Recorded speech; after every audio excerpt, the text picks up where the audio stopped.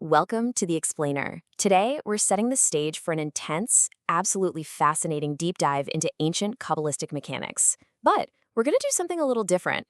We're mapping these ancient concepts directly onto modern systems logic. We'll be looking at foundational texts like the Zohar and the writings of the Arizal, and essentially translating their mystical blueprints into something that looks a whole lot like software architecture. So, if you've ever found yourself wondering how the universe itself might handle a catastrophic system failure, well, you are definitely in the right place. So, what exactly happens when a cosmic system detects a recursive spiritual error? Let's jump right in. We're totally bypassing the surface-level historical narratives today. Instead, we're looking at the universe's ultimate system firewall. Instead of just reading these ancient historical events as mere, divine punishments, we are going to treat spiritual exile as a recursive feedback loop. Seriously, what happens when the cosmic system detects that humanity just keeps making the exact same foundational error over and over again? It doesn't just crash. It actually initiates a highly complex multi-stage quarantine protocol. Right, so to really get this, we have to look at the original system glitch. According to the Arizal's writings, specifically the Tree of Life and Fruit of the Tree of Life, early humanity, specifically the generations of the Flood and the Tower of Babel, didn't just commit a simple moral sin. They actually created a severe architectural glitch in the fabric of reality. They engaged in actions that embedded incredibly high-level holy souls deep inside corrupted shells, which in Kabbalah are known as klipot. The system was totally compromised. The pure data was literally trapped inside malicious code, and it required a massive spiritual crucible to initiate a system-wide purification process. Now, this is crucial. The physical bondage we read about in these ancient texts wasn't just some random, arbitrary punishment. No way. It was the precise environmental pressure needed to separate the gold from the glitch. The texts specifically point out that the heavy labor, the actual mortar and bricks of the Egyptian exile, was a direct algorithmic countermeasure to the mortar and bricks used to build the Tower of Babel. The system matched the physical constraint exactly to the spiritual error, all to extract those trapped holy sparks. I want you to picture a massive 4K heritage sequence unfolding across three distinct historical stages. First, you start with the intense, localized pressure of the Egyptian bondage. Then the timeline shifts into the era of the judges, which is totally characterized by cyclical, chaotic loops of failure and rescue. And finally, it widens out into the final exile, a vast, dark, global dispersion. Each era acts as an increasingly impenetrable spiritual firewall. The system is desperately attempting to correct the corrupted code, and with each stage, the parameters get wider and the constraints get so much tighter. Section 1, Firewall 1, Egyptian Bondage. Our first world in this sequence is Egypt, which literally translates to Mitzrayim, or narrow straits. This is where the system forced a localized quarantine zone designed to apply maximum pressure to a very specific node. Look at the dual nature of this firewall. On the spiritual side, you have a massive deficit. The Kabbalistic texts explain that the divine light and mercy, known as chasadim, along with divine knowledge, or dot, literally withdrew. The dot retreated way up into the narrowest part of the cosmic structure, the throat. Contrast that complete withdrawal of light with the physical reality, crushing heavy labor, mortar, and bricks. The system implemented this brutal physical reboot precisely because the spiritual bandwidth had been entirely throttled down to zero.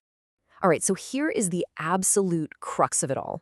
It's a mystical phrase straight from the Zohar. I have adjured you 7 times for your sins.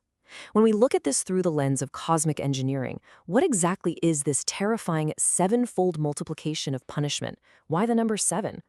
Listen, it's not just poetic language. It is a highly specific mathematical multiplier utilized right in the system's backend. Think about this like a cosmic tech analogy.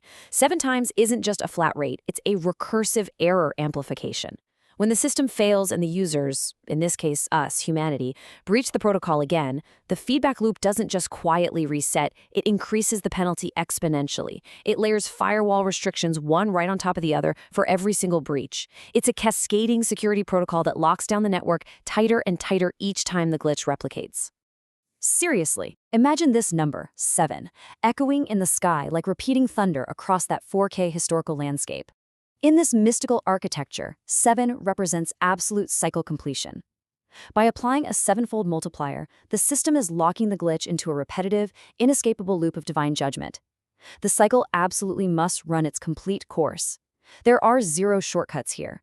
The firewall will not lift until the recursive loop has entirely exhausted the corrupted data. Section 2. Exhaustive Mechanics, Mapping the Sephirot. To actually understand the underlying code running this protocol, we have to look at the Sephirot. These are the fundamental energy channels, the divine emanations that run this entire cosmic operation. These stacked systems operate on three main levels here. First, you have Javura, the engine driving din, or strict judgment. It generates the intense heat and the fiery cycles of the penalty. Then you have Tiferet, the mediating force. Tiferet gives structure and balance to the chronological timeline of the three exiles. And finally, you have Malkut, the lowest Sephirah. Malkut is the physical realm itself. It's the hard drive that actually absorbs the crash and hosts the vast dispersion of the souls during the final exile. As noted in deeply mystical texts like the Tikkun Zohar, you can actually track this process through a visual color shift in the spiritual realm. Watch how the colors change. The red attributes of Gevurah, which represent Din, judgment, and fire, intensify and get darker across the sequential exiles. But the system isn't purely punitive, thankfully. This dark, heavy red is momentarily and abruptly interrupted by blinding white flashes. These white flashes are Rahamim, absolute mercy and purification trickling down from Tiferet and the Hasidim, just to keep the system from a permanent deletion. Section 3. The Cosmic Video Game Analogy. To truly grasp how these ancient texts describe the human experience through these systems, imagine the spiritual journey of humanity as progressing through a highly difficult, punishing, soul-like video game. Players progress through three distinct worlds. Base level is Egypt, the tight crucible where the glitch is first identified. But the glitch isn't fully cleared, so the feedback loop is triggered. That brings us to level 2, the era of judges, characterized by cyclical, frustrating repetition. Finally, because the core error still persists, the system stacks an ultimate X7 difficulty multiplier.